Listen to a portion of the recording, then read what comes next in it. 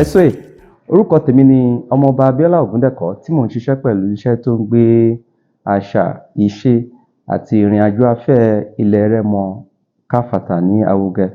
Lọ́jọ́ tòní a tún ní àǹfààní láti wá sí ọ̀dọ̀ ìkánná àwọn bàbá wa aláyélúwà ọba tí gbogbo wa tí à ń fi ọ̀wọ̀ fún, ọba tí ó nífẹ̀ẹ́ gbogbo aráàlú, ọba tí Ọlọ́run ọba jẹ́ pé àwọn náà máa darí ìlú Ìṣàrà.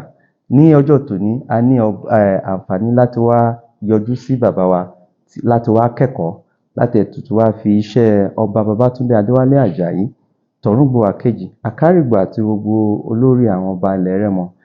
Bàbá wa tán gbà wá lálejò náà ni aláyélúwà ọba Adébọ́sẹ̀ Máyùngbẹ́ Erinṣìpa kẹta ọ̀dẹ̀mọ tìlú Ìṣàrà. Kábíyèsí o, kábíyèsí o, kábíyèsí o. Lọ́jọ́ tòní nǹkan pàtàkì tá a wá ṣe náà ni pé a wá fi iṣẹ́ ọba Babátúndé Adéwálé Àjàyí a wá fi jíṣẹ́ fún kábíyèsí. Ọba wa Babátúndé Adéwálé Àjàyí wọ́n ní ká wá sọ fún kábíyèsí pé tó bá di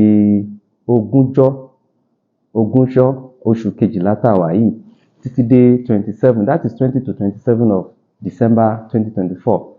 Àkọ́kọ́ ọdún àpéjọpọ̀ gbogbo àwọn ọmọ ilẹ̀ Rẹ́mọ tó wà ní Nàìjíríà àtàwọn tó máa dé bá wa láti òkè òkun. A gbà ládùúrà pé kán dé bá wa láyọ̀ àtàlàáfíà.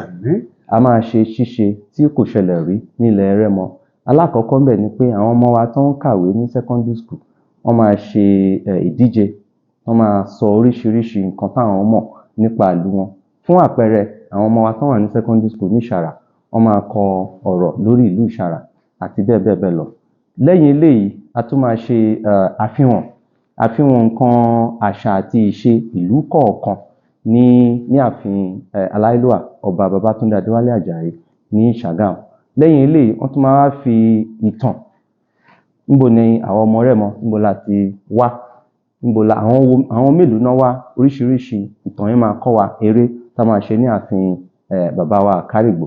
Lẹ́yìn eléyìí ní àkótán àjọṣepọ̀ ó máa wáyé ní stadium ní ọ̀nà Ìṣàgámù sí Ìkẹ́nnẹ́ tí gbogbo ìlú tó wà ní ilẹ̀ Rẹ́mọ wọ́n máa wá kí àwọn ọba lórí ìjókòó. Àwọn oríṣiríṣi eré ìṣẹ̀ǹbáyé, ìlù, ijó, aṣọ, oúnjẹ, ọ̀rọ̀ sísọ tó jẹ́ ọ̀rọ̀ Rẹ́mọ, gbogbo ẹ̀ la máa rí ńbẹ̀ yẹn. Kábíyèsí a fi iṣẹ́ jẹ́ fún yín, iṣẹ́ bàbá wa Àkárìgbò. Ẹ̀rí ṣiṣẹ́ jẹ́.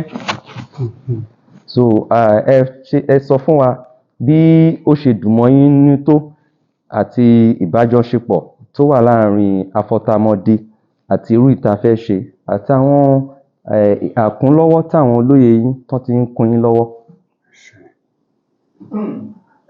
Ìkíní a dúpẹ́ lọ́wọ́ Ọlọ́run fún ìgbésí ayé bàbá wa Àkárìgbò sí gbogbo ilẹ̀ Rẹ́mọ. Kábíyèsí o. Nítorí àkọ́kọ́ tó gbé jáde ní Rẹ́mọ Growth and Development Foundation. Bẹ́ẹ̀ni sà. Lẹ́yìn ìgbà tó gbé yẹn jáde ó ṣòro wípé ó dáa kí gbogbo àwa ọmọ Rẹ́mọ ká máa pàdé lẹ́ẹ̀kan lọ́dún níbì kan. Irú ẹ̀ ò ṣẹlẹ̀ rí. Bẹ́ẹ̀ni sà. Ọlọ́run ló yàn fún wa kì í ṣe ènìyàn. Ọlọ́run mọ̀ọ́mọ̀ yàn fún wa pẹ̀lú òye àti ìmọ̀ tó ní. Kì í jẹ́ ṣe aláìlẹ́kànjọpọ́n. Wow. Kì í ṣe ẹni tó mọ sí ara ẹ̀ nìkan tí gbogbo àwa ọmọ Rẹ́mọ ló ń jà fún. Mo dúpẹ́ lọ́wọ́ Ọlọ́run, mo dúpẹ́ lọ́wọ́ ẹ̀ púpọ̀ lórí pé irú kan tí Àkárìgbò ń gbé jáde fún wa ọ̀tún ló ń yọ. Ọlọ́run á bá a dá ẹ̀mí ẹ̀ sí. Àṣẹ Èdùmàrè. A pẹ́ lórí oyè. Àṣẹ o. Gbogbo nǹkan rere tó ń wà nínú ọkàn ẹ̀ láti ṣe fún àwọn ọmọ Rẹ́mọ Ọlọ́run á ràn lọ́wọ́ láti ṣe. Àṣẹ. Ìṣàrà ó jẹ́ kan ní àwọn ìlú tó ti kọ́kọ́ dé Rẹ́mọ ilẹ̀ Rẹ́mọ. Adébíyì bàbá wa ńlá wọ́n débíyì ní 1471. 1471. Nígbà yẹn a wà ní ibi tí polytechnic wà yẹn. Ṣàpàdé. Iṣẹ́ àwa nìkan àti Onípàárà. Okay, sir. Àwọn méjèèjì àjọ wà ńbẹ̀. Àwọn méjèèjì náà jọ wà ńbẹ̀. That is why sọ pé gbogbo oyè tí wọ́n ń jẹ ní Ṣàràmbí àti Kwara olójú ètò dé ìlú bòmíì. Wow. For example, irú Ẹmọ́, olórí Ẹmọ́ ni o. Ìṣàrà àti Kwara nìkan náà wọ́n ń jẹ oyè ẹ̀ ń bòmíì. Okay. Oyè Olúwẹ̀n, Ìṣàrà àti Kwara nìkan náà ń jẹ oyè yẹn. Olúwẹ̀n ni ẹrú ọba.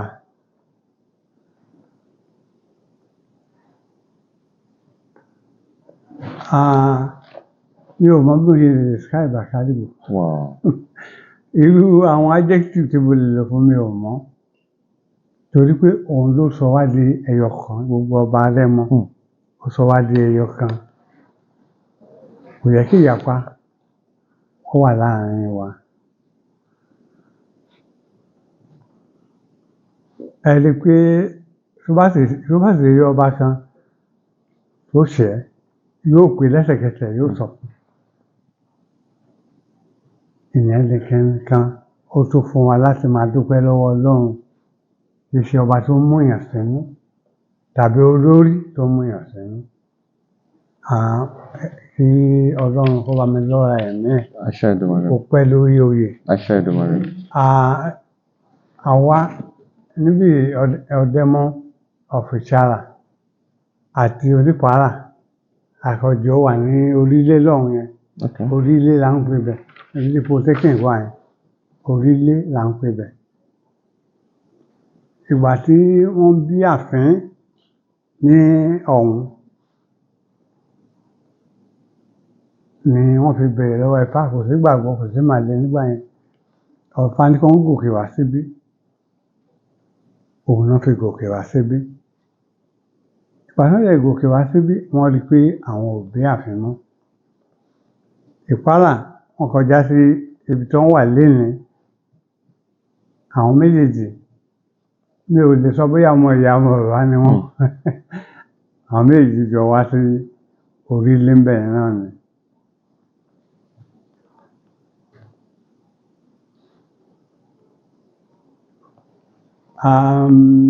Nípa àwọn olóyè Bẹ́ẹ̀ni sà. tí wọ́n ràn mí lọ́wọ́. Bẹ́ẹ̀ni sà. Délé Àmọ̀dá jẹ́ number 1. Okay. Ọ̀túnba Délé Àmọ̀dá ó jẹ́ number 1. Kí n tó dórí oyè àti nígbà tí mo dórí oyè.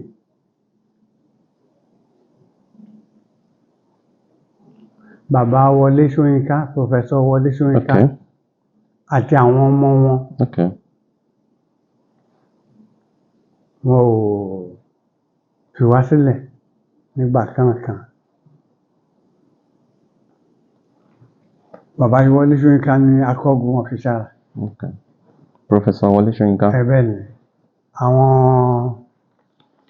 kábíyèsí Ọ̀nàdẹ́kọ̀, Olúwo àpènà ṣé mo correct? Ọba tó fi ṣe bá Ọ̀nàdẹ́kọ̀ ọba ẹnjìnà Ọ̀dẹ́kẹ́lẹ́kọ̀. Ọmọ Ṣàgámù lòun náà. Despite pé ó jọba ní Ìṣàrà. Okay. Òun náà ẹ̀ tààtù ọmọ ọba ní. Òun náà kọ́kọ́ pè lọ fún òun ìjọba. Wow. Náà rẹ̀ fi mú bàbá Tónáriwo. Okay.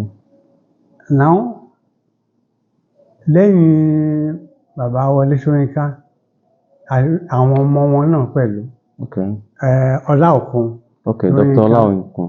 Àti lọ́yà Mọ́rẹ̀mí. Okay. So àwọn ọmọ wọn méjì yẹn wọ́n fi Ìṣàrà lẹ̀. Okay. àwọn tó wọlé àwọn náà wọ́n ń dábìrà Okay. nílùú Ṣàrà. Okay. Àwọn díẹ̀ tí mo lè dá àwọn tó wà nílùú òkèèrè Ọ̀pọ̀. wọ́n pọ̀. Okay, sir. Ọlọ́run kó jọ kó mú wọn dé láyọ̀ àti àlàáfíà. Àṣẹ. Wọ́n wá ohun jíjẹ tí wọ́n máa jẹ lọ, wọ́n má pàdé ohun tó jẹ wọ́n. Àṣẹ. Ilé wọn kó rójú, ọ̀nà wọn kó bàyè. Àṣẹ. Ẹ̀yin náà tí ẹ fi lélẹ̀ tẹ́ ń bọ̀ níbí, Kábíyèsí. ilé yín á rójú, Àṣẹ, sir. ọ̀nà yín á bàyè. Àṣẹ, sir. Ẹ rí jẹ, Àṣẹ. ẹ rí mu, Àṣẹ. ẹ rí lò, Àṣẹ. ẹ rí ná. Àṣẹ. Ẹ ò ní ṣiṣẹ́ jẹ́. Àṣẹ. Ẹnikẹ́ni tó bá gbèrò ibi sí yín, òun ni ibi máa bá. Àṣẹ. Ẹni tó bá gbèrò ikú sí yín, òun ni ikú máa pa. Àṣẹ. Ìbùkún àjẹyó àti àjẹṣẹ́kù. Àṣẹ. Ìbùkún tá à ń jẹ yóò tán láti fi inú rẹ̀ tọrẹ. Àṣẹ. Bí Olúwa ti ń bẹ, tẹ̀mẹ̀rẹ̀ sì ń bẹ. Àṣẹ. Akáàrí gbogbo yín pátápátá. Àṣẹ. Gbogbo àwọn tó wà ní Ẹlẹ́mọ̀rí Growth and Development Foundation, Ọlọ́run Olódùmarè tó ní ọjọ́ òní yóò fi àánú ẹ̀ yóò fi rọ̀gbà yí gbogbo yín ká pátápátá lọ́hùn. Àṣẹ. Kábíyèsí o. Ẹ ṣé mo dúpẹ́ o. Kábíyèsí o. Ẹ ṣé gan. Kábíyèsí o. Ẹ ṣé mo dúpẹ́ o. Fún àǹfààní àwa tí a máa ní oore ọ̀fẹ́ láti wo fọ́nrán yìí, èyí jẹ́ ọjọ́ ìdùnnú bí mo ṣe sọ lẹ́ẹ̀kan pé a ní àǹfààní láti wá sí ìlú Ìṣàrà Rẹ́mọ láti wá bá bàbá wa Adébọ́sẹ̀ Máyùngbé Erinṣíbà kẹta Ọ̀dẹ̀mọ tìlú Ìṣàrà Rẹ́mọ. Bàbá dẹ̀ ti kọ́ wa lẹ́kọ̀ọ́ tó pọ̀ púpọ̀ bí ìlú Ìṣàrà àti Ìparà wọ́n ṣe jọ ní àjọṣepọ̀, wọ́n ṣe jọ wà ní orílẹ̀ tẹ́lẹ̀tẹ́lẹ̀ kan tó wá sí ibà àti kí ìpadà tó lọ síbẹ̀ yẹn. Bàbá dẹ̀ tuntun dúpẹ́ púpọ̀ lọ́wọ́ àwọn ọmọ wọn tó wà nílé tán dẹ̀ wà ní àjò. Wọ́n máa ń fi ìdúpẹ́ yìí wọ́n fi ń dálé lórí àwọn ọmọ wọn bíi mẹ́ta kan tí alákọ̀ọ́kọ́ ń bẹ̀ ni Ọ̀túnba Ẹnjìnà Délé Àmọ̀dá àti Professor Wọlé Ṣóyínká tí àwọn ọmọ ẹ̀ àti Ọláòkun Mọ́remí àti àwọn tó tún pọ̀ bẹ́ẹ̀ tí wọn ò lè máa dárúkọ tán.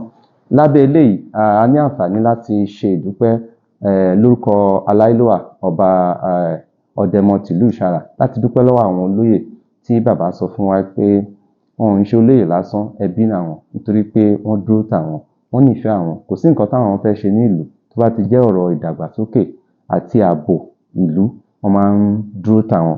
Lábẹ́ eléyìí à ń fi àsìkò yìí lọ́wọ́ orúkọ bàbá wa Ọ̀dẹ̀mọ tìlú Ìṣàrà a fi ń dúpẹ́ lọ́wọ́ Chief Táíwò Ṣódadé, àwọn ni olúwo ti Ìṣàrà, a dúpẹ́ lọ́wọ́ yín sà. Lábẹ́ eléyìí a tún dúpẹ́ lọ́wọ́ Chief Jimoh Ṣóyọ̀ǹbọ̀, àwọn ni apènà ti Ìṣàrà. Lábẹ́ eléyìí a tún dúpẹ́ lọ́wọ́ Chief Tajudeen Kọ́lápọ̀ tí wọ́n jẹ́ sọ́lọ̀ of Ìṣàrà Rẹ́mọ, a dúpẹ́ lọ́wọ́ yín sà. Àti Ọ̀túnba Najimdeen Adésóyè Ṣóbọ̀wálé tí àwọn náà jẹ́ àwọn ni wọ́n ṣe aṣojú gbogbo àwọn ọ̀túnba ní ìlú Ìṣàrà Rẹ́mọ. A dúpẹ́ gidigidi lọ́wọ́ yín, a máa rí yín bá. Àti àwọn tí wọ́n jẹ́ amúgbálẹ́gbẹ̀ẹ́ bàbá wa Ọ̀dẹ̀mọ táwọn náà jẹ́ pé ìjókòó wa yìí ó ṣeé ṣe tí wọ́n wà ní ààfin pẹ̀lú wa. Lẹ́yìn eléyìí a gbà ládùúrà pé Ọlọ́run ọba á bá wa gùn bàbá lẹ́mìí, á bá wa gùn bàbá lẹ́mìí, á bá wa gùn bàbá lẹ́mìí. Eku á máa ké bí eku, ẹyẹ á máa ké bí ẹyẹ, ọmọ èèyàn á máa fọhùn bí ọmọ èèyàn. Ìlú Ìṣàrà àní rí àjàkálẹ̀ àrùn, àní rí ìbànújẹ́. Bàbá ẹ máa fi àsìkò yìí ọba yìí ẹ máa fi ṣàwọn pẹ́. Àwọn olóyè náà kò sí tó máa gbàbọ̀dẹ̀ fún yín bàbá. Ilé wọn náà rójú, ọ̀nà wọn náà á gbàyè. For the benefit of the people that are not Yoruba speaking, that have been our sponsors, followers and supporters. My name is Omoba Abiola Ogundeko. I work with an organization that called Remo Culture and Tourism Electronic Magazine. What we do is for us to be identifying, preserving, promoting and branding Remo socio-cultural activities. Anything that has to do with Remo, events, festivals, people, our food, our dresses, our language, our dialect, anything that has to do with Remo, that is what we do. And today we came to come and officially present the royal message sent by His Royal Majesty, Oba Dr. Babatunde Adewale Ajayi Torunbuwa II, Akarigba and paramount ruler of Remo land, for the forthcoming Remo Day celebration that is billed to hold between 20 to 27 December 2024. And the basic thing that this event is going to achieve, we are going to tell our stories. Who are we? Where did we originated from? Where did we migrated from?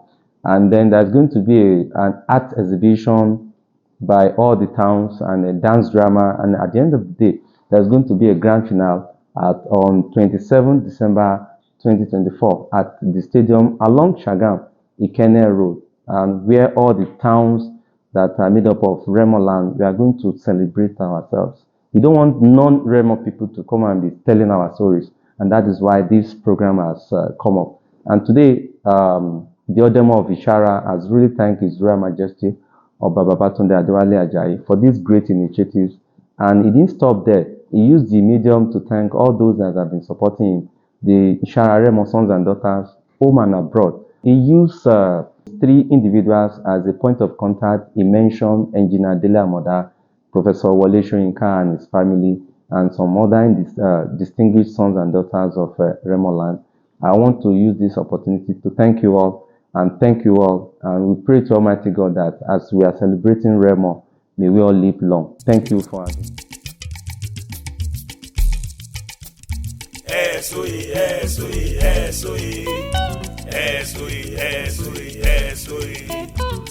SOE